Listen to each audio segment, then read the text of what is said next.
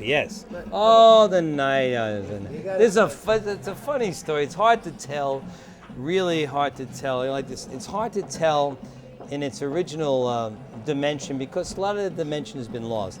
In terms, none of the necessarily the impact of the night, I think, but the details get lost because of time. But it was an impacting night only because there was two things that were indicated that night, which is very interesting in lieu of what happened, really.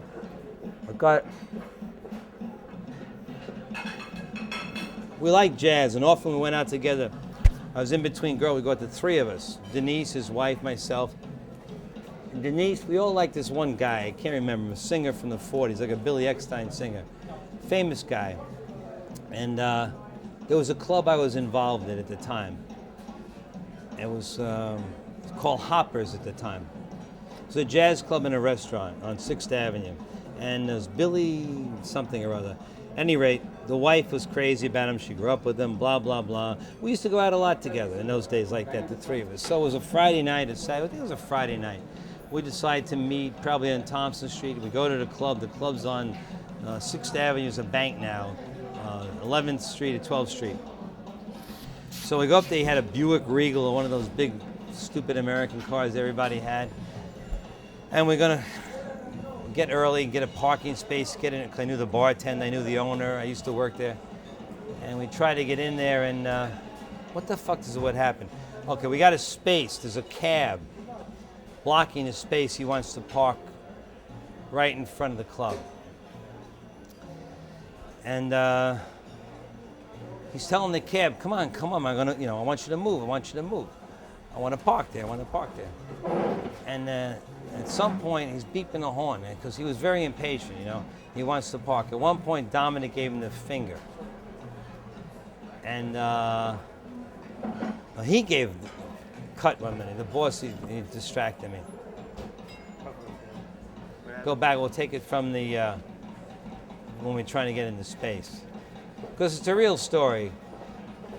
I'll tell you as an aside, and you can't really use it probably, but the thing that, I had been with him many times, the thing that was an amusing event, but also I think it was the complicity, unknown to me at the time, of his wife in the excitement. Because there was a point at which, when we started this little stupid chase, that she had a grin like the Cheshire Cat that I'd never seen. I'm sitting on the outside, you understand? She's in the middle. Dominick's driving. So the guy won't get the fuck out of the space and gives him the finger. Now Dominick gets out of the car. Now he starts to get out of the fucking car. Right? I don't know what he's got. He's got something. He's packing something.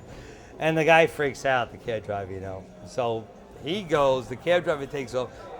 As I recall, it's a long time ago, Dominick jumps back in the car. This happened very fast, mind you. So he jumps back into the driver's seat, and it's like a crazy, busy 6th Avenue Friday night. Everybody's going to the fucking club. It's packed. And this cab driver, by now, is definitely intimidated and frightened. He rips off into the crowd of 6th Avenue Friday night. Dominick rips off after him, like, boom, with a lift off. And before I know, boom, his fucking thing is a UPS truck. He must have hit the thing. I don't recall. He took off the fucking bumper. That didn't deter him. And then, boom, he jams on. We're going middle of 6th Avenue. The wife's got this grin from like ear to ear.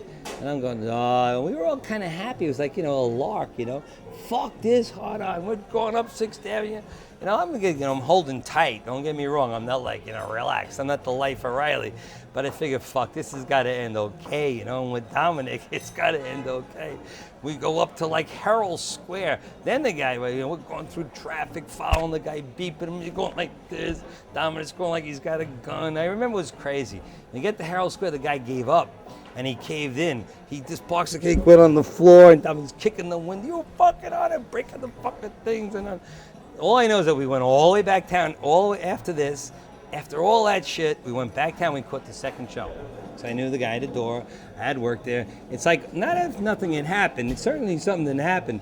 It happened so fast, and it was like so ridiculous, and so stupid, but at the same time exciting. And the wife seemed to get a kick out of it, you know. He must have felt at some point that he had a green light with her, because she didn't seem like, you know, my old lady would have fucking jammed me. She would have punched me in the ear, made me bleed. She would never let me drive like that. But she was like, you know, right there. It's like Bonnie and Clyde, you know. I was like the farmer dopes kid, you know. I was just on the end there next to the door. But these two were fucking into this shit. And don't tell me she's innocent. I don't think so. I had never seen it like before. She used to make him coffee and do this and that for him. But this chick was into it. I don't care what she says, and I love her. But she liked it. If she wouldn't have liked it, she didn't say one. She just grinned from ear to ear. The most remarkable thing about the night, it's not the stupid story with the cab driver, it's the reaction of the wife to the action, I think, is the point of complicity.